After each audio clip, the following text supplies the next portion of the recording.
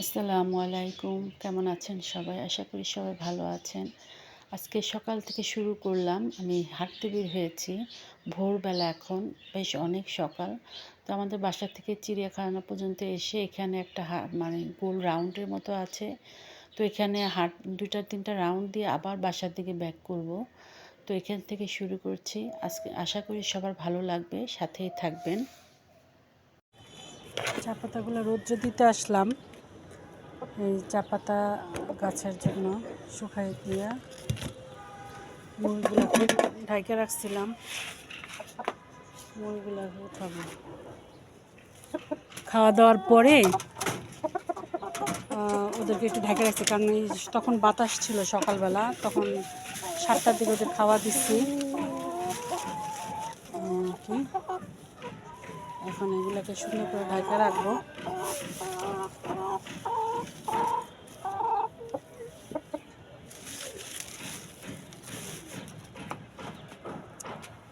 ঢেকে রাখি, দেখি ডিম পারছে কিনা আজকে।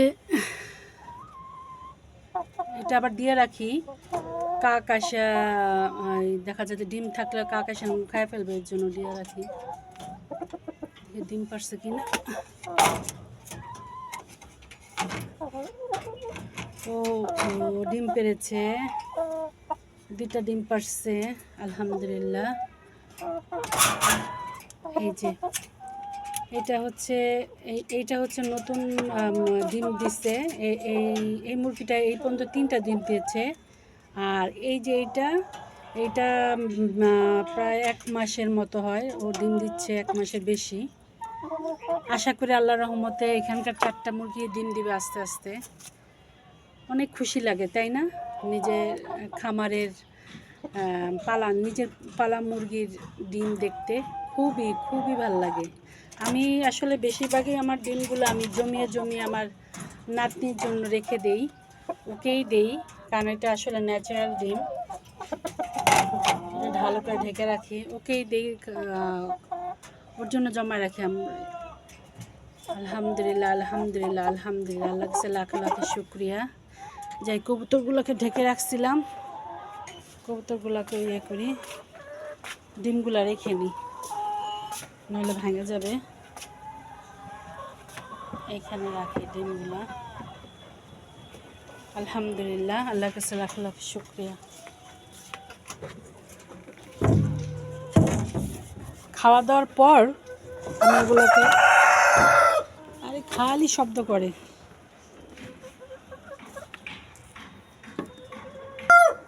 ওদেরও ঢাকনা উঠাই দিলাম। থাক, ওরা এখন একটু রোদ্র উঠছে তো বাইরে, ভাল লাগতেছে। চা পাতা নিয়ে এসছিলাম, পাতিলটা নিয়ে যাই, ডিমগুলো নিয়ে যাই।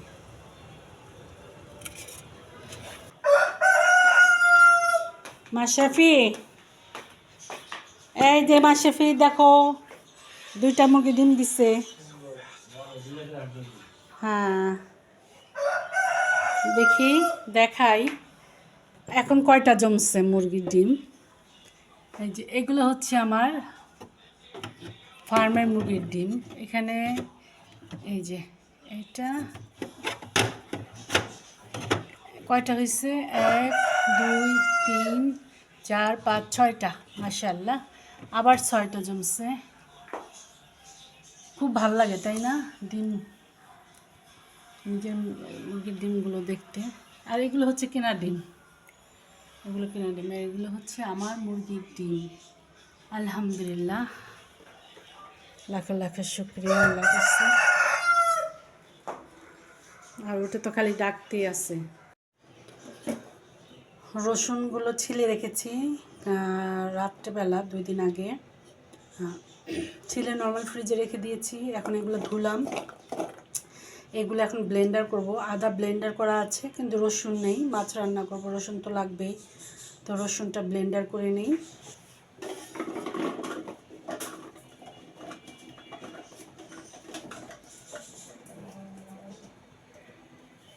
রসুনগুলো ছিলে তারপর রাত্রেবেলা রেখে দিয়েছি। আসলে দিনের বেলা সব একসাথে হয় না, তাই রাত্রেবেলায় কিছু কিছু কাজ সেরে রাখি। সুবিধা হয়।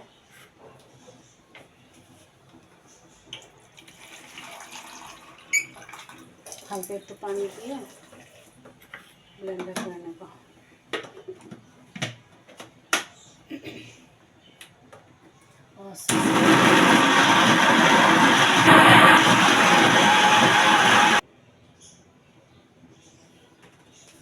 এগুলো ব্লেন্ডার করা হয়ে গেছে। এগুলো এখন আমি ছোট বক্সে রেখে দেব।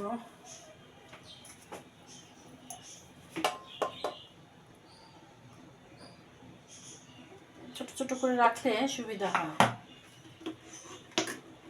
আমার রান্নাঘরটা এত ছোট যে আসলে কাজ করে শান্তি নাই। অনেক ছোট, জিনিসপত্র রাখা যায় না। এই ব্লেন্ডারগুলো আমি সুকেজের ভিতরে রাখি, কারণ এখানে আসলে জায়গা হয় না।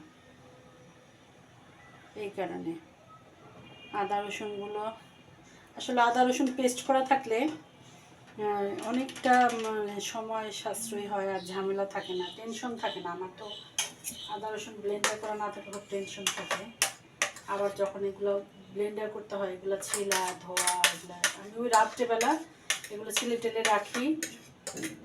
তারপরে পরের দিন বা পরে এক সময় করে এগুলো আর কি বলে ব্লেন্ডার করে ফেলি। এখন এগুলো কাচিয়ে রেখে দিব। ঢাকনা দিয়ে ঢাকবো। এই যে এই ঢাকনাগুলো দিয়ে ঢেকে রাখবো, তাহলে আর কি ভালোভাবে বক্স করে ফেললাম। তাহলে এখন ডিপে চলে যাবে। আর এটার মধ্যে যতটুকু আছে এটা একটু পানি দিয়ে আর মশলার মধ্যে দিয়ে দিব। আমার মাছ ভুনা হয়ে যাবে। ফেলবো না, আসলে কোনো কিছুই ফেলবো না। এটা সুন্দর করে ধুয়ে আমি রান্না করে ফেলবো। আজকে মাছ মচমচা করে ভেজেছি। একটু মাছকে দু পেঁয়াজা করবো। আর এই যে পেঁয়াজ, টমেটো, নতুন পেঁয়াজ আর টমেটো দিয়ে এটাকে একটু ভাজা ভাজা করতেছি। আজকে গ্রেভি করবো না তেমন, আজকে একটু শুকনো শুকনো করবো, কারণ এই কারণেই মাছটা একটু কড়া ভাজা দিয়েছি। আজকে তেমন রান্না করিনি, ডাল রান্না করেছি, কালকে ভাজি আছে, সবজি তরকারি আছে, মানে মাছের যে তরকারি মাছ শেষ, সবজি আছে। তো ভাবলাম আজকে আর সবজি রান্না করব না, এগুলো দিয়ে চলবে। রান্না করছি, লবণ দিয়ে দিলাম। এখন দিব হচ্ছে ধনিয়া। আমার ধনিয়া শেষ, ধনিয়া ভরতে হবে। আর দিচ্ছি মরিচ। ঝাল ঝাল না হলে ভালো লাগে না। শীতের সময় আমার কাছে ঝালটা খুব ভালো লাগে। আর কেন যেন ঝাল ঝাল খেতে ইচ্ছা করে। হলুদ হালকা দেবো, কারণ হলুদ আছে। আর রসুন ব্লেন্ডার করেছিলাম, ব্লেন্ডারের মধ্যে যে রসুন লেগেছিলো ওগুলো পানি দিয়ে একটু দিয়ে দিলাম, কাজে লাগাই ফেললাম। একদম শুকনো শুকনো করবো রান্নাটা। অল্প করে আদা দিয়ে দিব, কারণ আদা আমি মাছের মাখানোর মধ্যে দিয়েছিলাম, এই কারণে আদাটা অল্প দিব।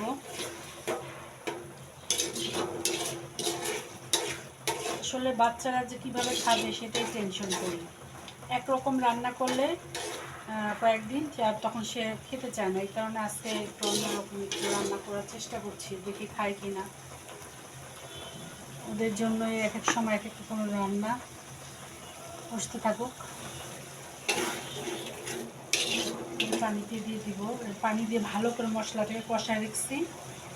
এখন এই মাছগুলো দিয়ে দিব, দিয়ে ঝোলটা এই পানিতে হয়ে যাবে আর কি। এই মাছটা আসলে একটু ছোট ছোট টুকরা করে কাটছি আজকে। পরশু দিন আমি সবজি দিয়ে রান্না করছিলাম বড় বড় টুকরা করে। দেখি যে আমার কাছে মনে হয়েছিল মশলা ঢুকে নাই, এই কারণে আজকে ছোট ছোট করে রান্না করলাম, কেটে তারপর রান্না করতেছি। আসলে ছোট করে কাটলে মাছের ভিতরে মশলা ঢুকে ভালোই লাগে খেতে। এটা এখন আমি একটু পেঁয়াজ পাতা দিয়ে দিব। পেঁয়াজ পাতাটা খুবই ভালো লাগে। বেগুন ভাজা তার সাথে ওই বেগুনের মশলার মধ্যে পেঁয়াজ কাঁচামরিচ মাখায়া তেলের মধ্যে ভাজলে ওই আর বেগুন পেঁয়াজ ভাজা দিয়ে ওই অনেক ভালো লাগে খেতে। আমি একদিন করবো, আপনাদের সাথে শেয়ার করব। সাথে মাছ ভাজা থাকলেও আরও ভালো লাগে। মাছ ভাজা, বেগুন ভাজা, তারপরে হচ্ছে পেঁয়াজ কলি বা পেঁয়াজ পাতা মশলা কাঁচামরিচ দিয়ে ভাজা করে একসাথে সুন্দর করে মাখিয়ে, মানে একসাথে ওইটা আবার একসাথে করে কিছুক্ষণ রাখলে খুবই ভালো লাগে ওইটা খেতে।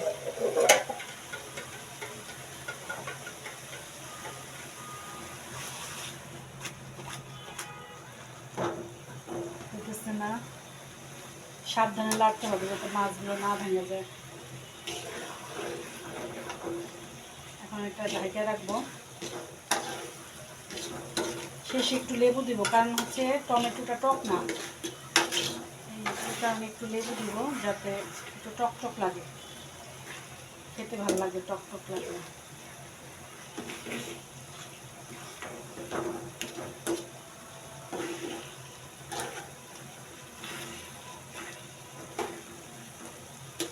এখন একটু কিছুক্ষণ রাখি অল্প আঁচে, ঢাকবো না, ঢাকলে মাছটা নরম নরম হয়ে যাবে, এই কারণে ঢাকবো না, অল্প আঁচে এইভাবে রান্না করবো। একটু লেবু দিয়ে দিই।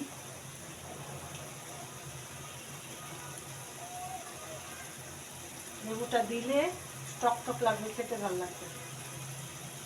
আমার জলপাই নাই, জলপাই শেষ হয়ে গেছে, জলপাই থাকলে আমি জলপাই দিতাম। ধনে পাতা দিয়ে দিব, বেশি করে ধনিয়া পাতা।